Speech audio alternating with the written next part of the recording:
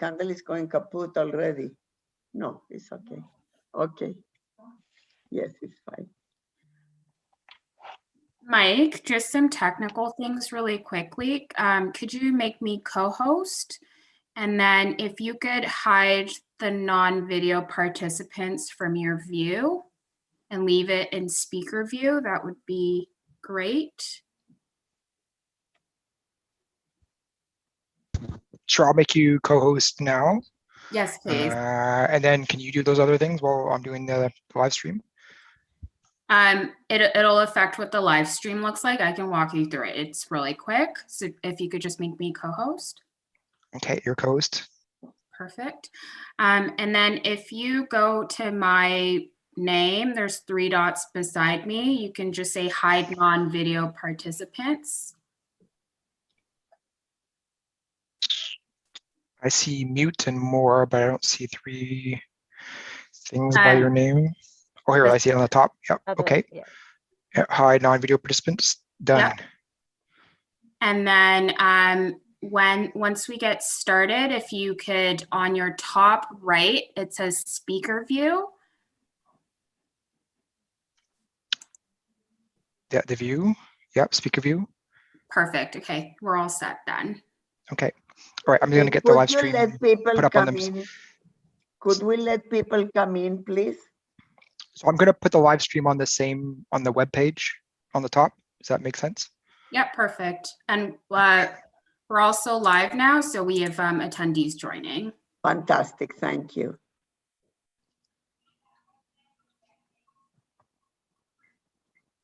So PG, as you see heads of the 35 associations that are with us, let them, Ifra know so she can upgrade them to panelists. No worries, thank you.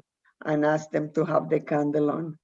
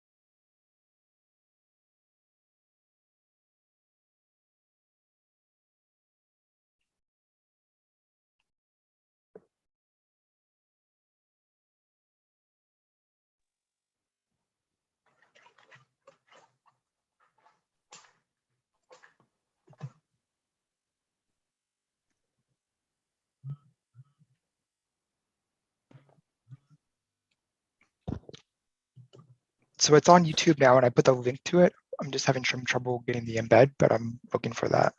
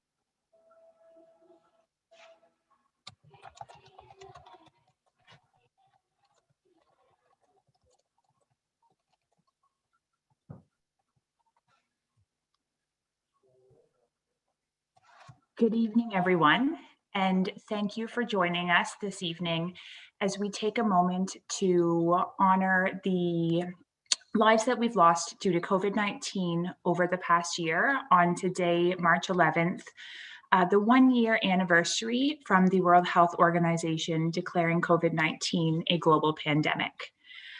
As I reflect back on the past year, it certainly has been a year of significant challenges for everyone, whether you are a healthcare worker or a member of any community in Ontario, your life certainly has been touched by COVID.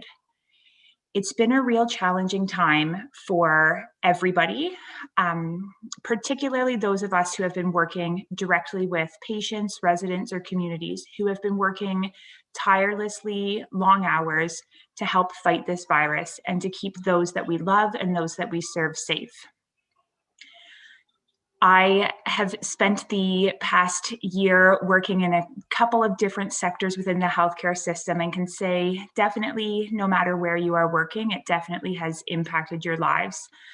I remember the lives lost, both the healthcare workers, the members of our community, our patients, and our residents, particularly those in long-term care, the sector that has been most definitely hit hardest by the COVID pandemic.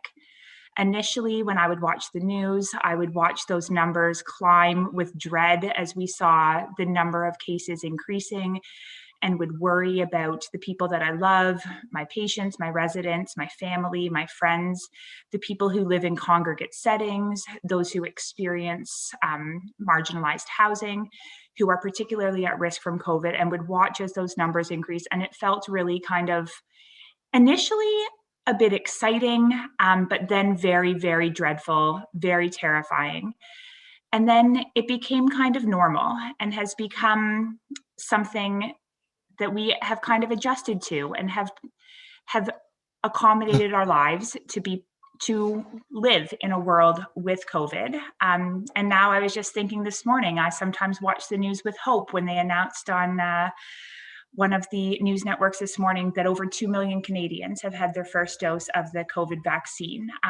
We still have a long way to go in our fight against COVID-19, but can now feel, I think, a little bit hopeful despite all of the loss that people have experienced, the loss of life, the loss of connection, the loss of time with family and friends. But I do enter this 1-year mark feeling a little bit hopeful that we are making some progress in our fight against COVID-19. I'd like to thank everybody for joining us this evening, as well as thanking all of the organizations who partnered together to make this event happen. I am pleased to introduce our special guest. Louise Bernice Halfe Skydancer is the 9th Parliamentary Poet Laureate. She was raised on Saddle Lake Reserve and attended Blue Quills Residential School. She previously served as Saskatchewan's 2nd Poet Laureate. She is widely recognized for weaving Cree language and teaching into her works. Her books, Bare Bones and Feathers, Blue Marrow, The Crooked Good, and Burning in This Midnight Dream have all received numerous accolades and awards. Sokeida features selected poems and was published in 2018, and her latest work, Oasis, Kinky and Disheveled, will be released in the spring of 2021. Welcome, Louise Bernice Halfe Skydancer, and thank you for being here with us this evening. Hi, can everybody hear me? Yes, Bernice. Okay. Newatskisa ka mo kanimi torksanian sigason. Musta higanaskump nawa pentutoy kanot ka tipskak. Nistamstahin mam tunatin. My name is loosely translated to English, Skydancer. I'm very honored to be amongst you this evening. I'm very deeply moved by what you're doing, and I know that my life has been affected by COVID. I have family outside the province who I haven't been able to see due to travel restrictions. And I miss all my friends here and people that I love all over the place. But this poem is called Fasting and Feasting. In a dark, tied-in lodge, huddled in a blanket, smudge, smoke wafts around the vision seeker. She is familiar to entering her mother's womb, the rib willows nestling around her enclosure. COVID has imprisoned people into homes where spaces are too small or too crowded, where there is no room to breathe, but far too much room to ruminate. People yearn to stretch, remove masks, mouths, window shop, dine out, share coffee, feel the arms of loved ones. In the confined night, the seeker struggles. Roots poke her body. Ants, mosquitoes, spiders are constant companions. She rubs her temples to erase intruding thoughts, intruding images that thunder into her being. She clutches her pipe and beseeches spirit where to turn when the god of delight steals, when the neighbor's diseased breath could drown your sorrows. What to do when the fist of frustration smashes against the wall, the flesh, when screams toward racing children rob your solitude, your peace. At dawn, the elder lifts the tarp, flaps to smudge inside the enclosure. This brief contact brings hope, laughter, when she is parched and lonely. 4 days without food, without water, 4 nights of suffering, weeping, 4 days, 4 nights of dreaming and revelations. 1 night of confinement, 1 year of social isolation, 1 year of receiving lessons yet to unfold. This too will live, tasting life on its own terms, to work its way through the depth of the soul.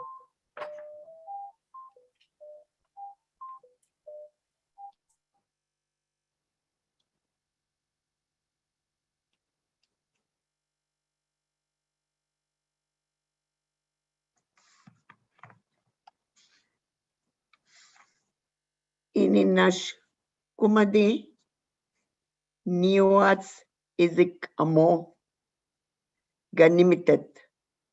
Thank you, thank you, thank you, Bernice.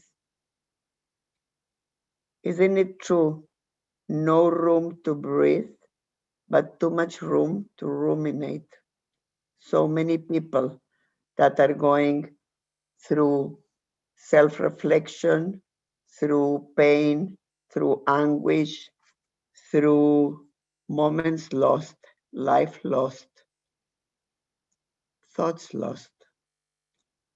But as we celebrate today and commemorate the lives of those we lost, the memories of those we loved and will continue to love forever, let us also remember that there were a few silver linings that we must carry with us, the same as we will carry the thoughts, the memories, the smiles, the smell, and the laughters of those who we lost. The silver linings of being for a year working together. The silver lining sometimes of being for a year fighting for issues together. And most importantly, as we move forward, let's take with us some of those silver linings. Amazing people that each of us met only because of this pandemic. People like Bernice, people like many of the colleagues that we have become closer or new ones that we have met that it otherwise would not have happened. Let's call those our silver linings. And let's take those silver linings with us. So one day, when we look back and we see the pandemic as a memory from the past, not only we will remember people that we lost, we also will remember the few things that we gained during this last year. And let us also remember that while the candle symbolizes the lives, the smiles, the moments, the days, the hugs that we lost through this year because we couldn't be together, that also symbolizes, much like Florence Nightingale lamp, the light of the tomorrow, a future that hopefully will be different than the one before the pandemic, a future that will take with us the learnings of the pandemic to actually build a better tomorrow for all. So with that, my colleagues, each one of you, take the light and walk to your door to actually show the light to the world. Thank you very much for joining us today. PG, if you can put everybody, upgrade everybody to be together for a minute with our lights and to just say that together we can do it. Thank you so very much for joining us. And Ininashmuka, Louise, thank you so much on behalf of all of us.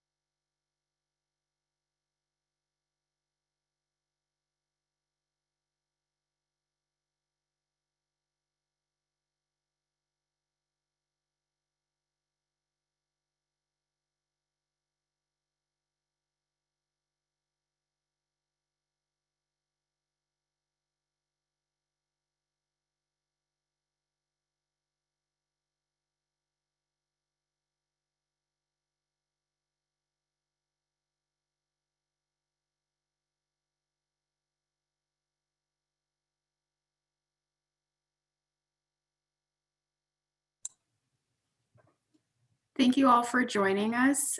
Please be sure to share any pictures or photos on Twitter, Facebook, and all of your socials and tag RNAO. Morgan, would you like to close us off?